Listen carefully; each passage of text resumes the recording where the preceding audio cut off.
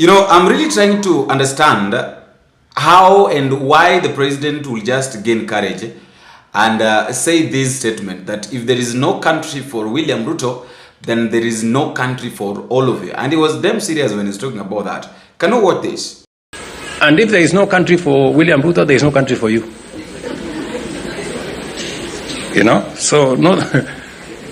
So let's really be. Welcome back, ladies and gentlemen, and thank you very much, guys, for your greatest support. Now, fellow Kenyans, there is one thing that I've always believed, especially in this nation or in this country, that whenever you talk about, any moment you talk about negotiation, there is nothing good that normally comes out of those negotiations.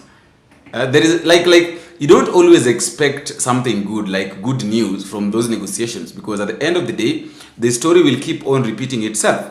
Now, I'm saying this because, of course, we know very well that we've been having strike because of the hike in fuel, and the Minister of Energy has been there. We want negotiation. So yesterday, there was a meeting between the MATATU, the leaders of MATATU operation, together with the ministries, Ministry of Roads and Transport, Ministry of Energy, and of course we all know what happened.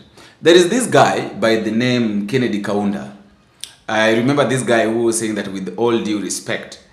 Yesterday you all heard him, the way he was speaking, and people were like, oh, at least there is somebody who is sober within the room who sees the things that they are, and at least he can say something. He's somebody that can be trusted, that at least we have somebody who is representing us in a genuine way, who is not ready to be bought. Little did we know that every man has a price. I've always believed that every man has a price, and any man who is saying that I cannot be bought, that is a lie, especially with this government. Today, the same guy have called off the strike, the demonstration, which is a good thing. I want us to look at the good side of calling off the demonstrations, and at the same time, we'll also look at the negative side of calling off this demonstration. But before we do that, let me humbly request you that if at all we're meeting for the first time, please don't forget to click the subscribe button. If you just met for the first time, you can subscribe and also like. You can also tell me where you're watching this video from. To our returning viewers, thank you, God bless you. Asante sana for the great work that you're doing.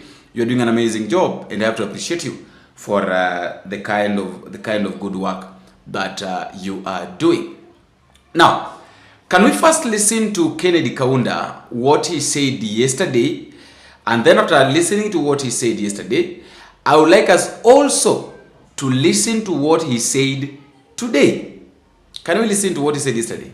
Open that we have not agreed, so that we carry this conversation forward. And you did state that we may have tomorrow Tuesday, we may have tomorrow Wednesday. Are we clear, members? Yes. We did not agree in anything.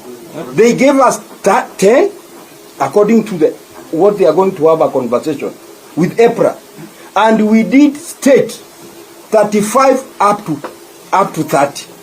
That was the communication. With all due respect, we respect each one of us here, and that is what we want it to go out, so that to our members and to the nation,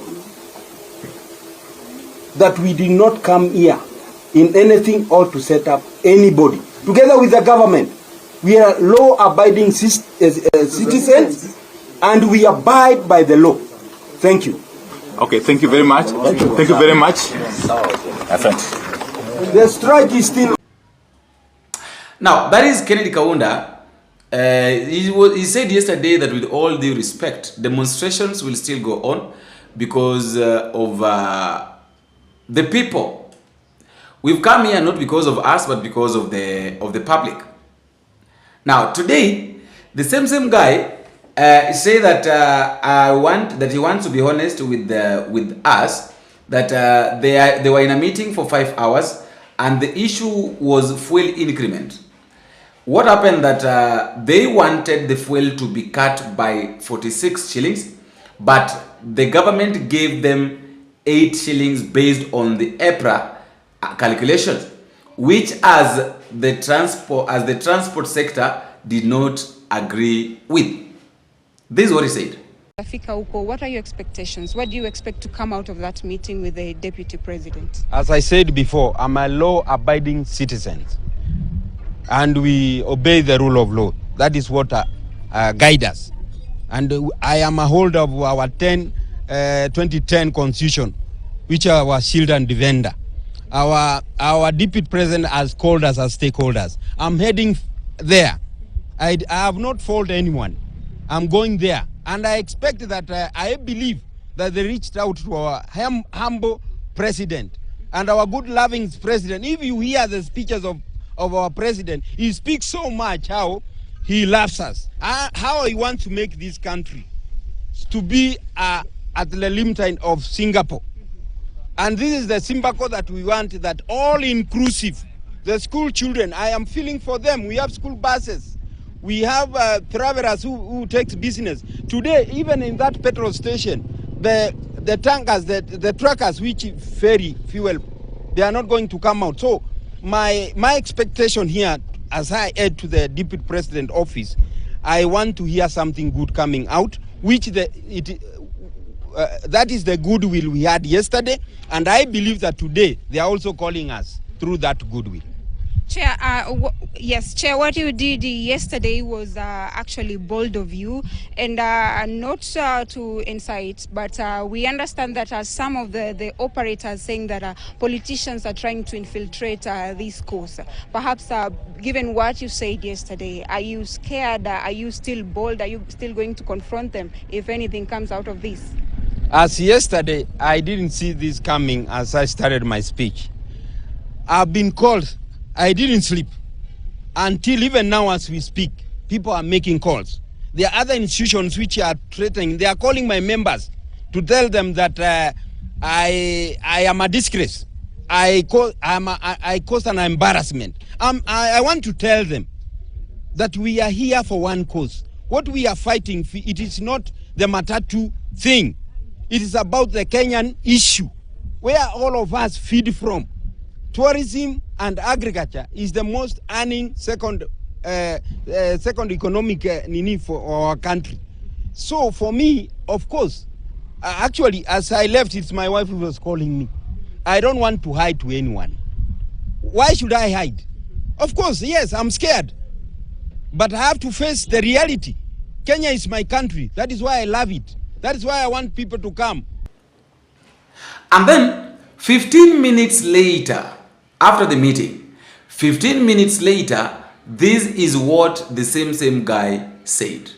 With all due respect, and the respect that we have been given today here, as you can see, my sisters and brothers and the citizen of this nation, we want to extend that respect to the media and to the nation. What we have agreed here, I can confirm that the strike has been suspended. That is what I want our Kenyan citizen to hear. And since we have a nation to build and a government to run, Kenya is ours. So therefore, on behalf of our transport stakeholder, our partner and our corporate, on behalf of our TSV, I want to assure them that since we have suspended the strike, give room to negotiation. For today, the nation should run. Thank you very much. Let me say this.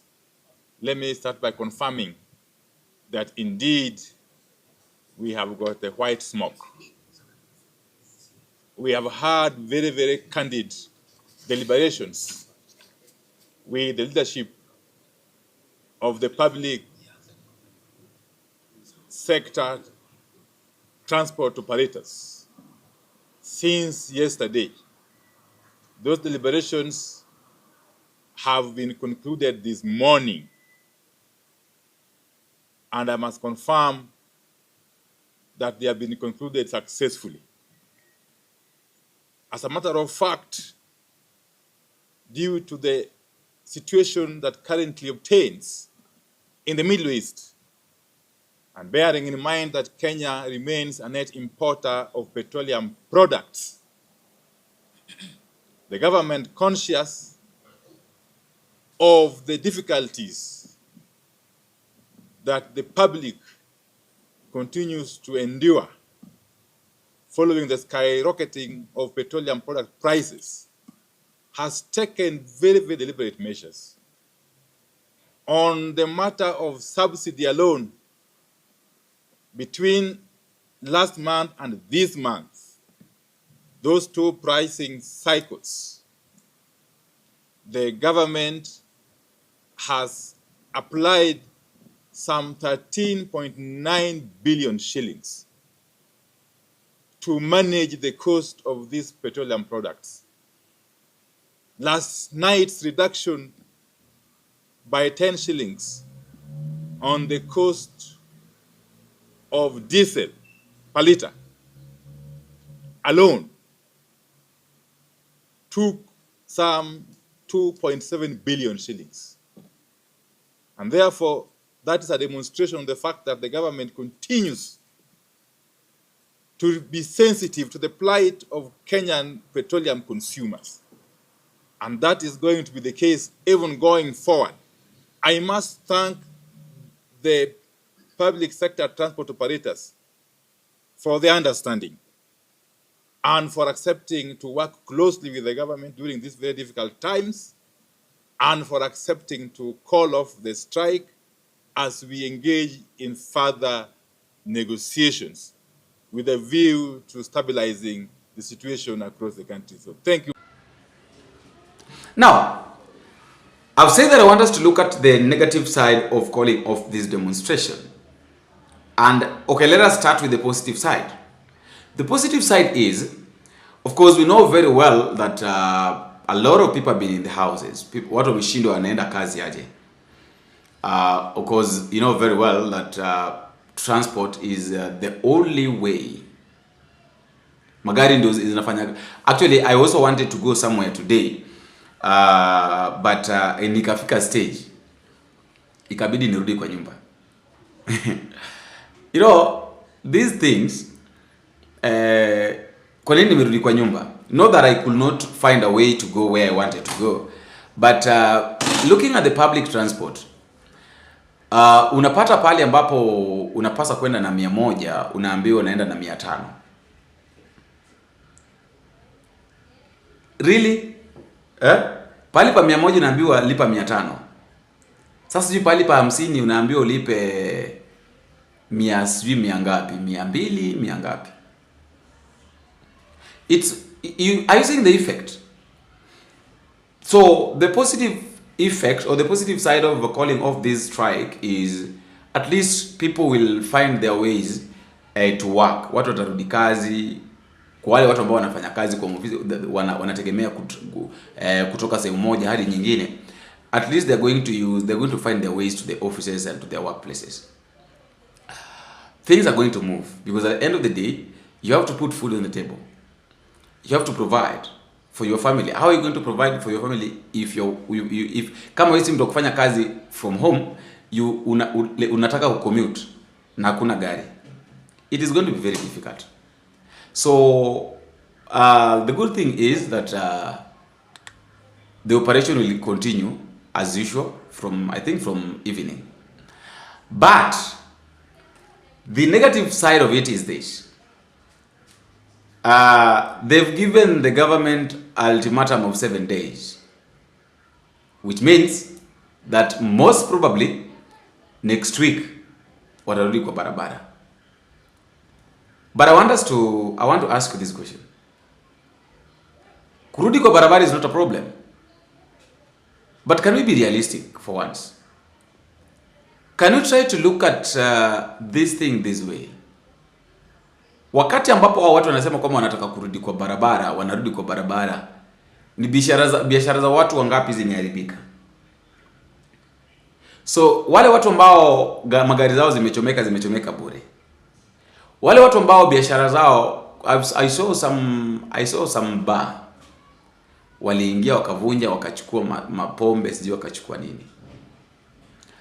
Aya, kuna watu ambao magari zao zimechomwa. So what about those people? So magari zao zimechomwa for no good reason. And then mnaambiwa mrudi, and then you are like, okay, we'll come back. Tutarudi ku strike next week.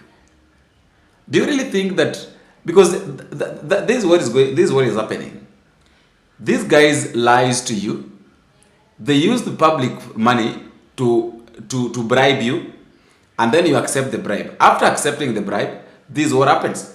After you have accepted bribe, you go back, you resume, and then after the bribe is over, you again do the same thing.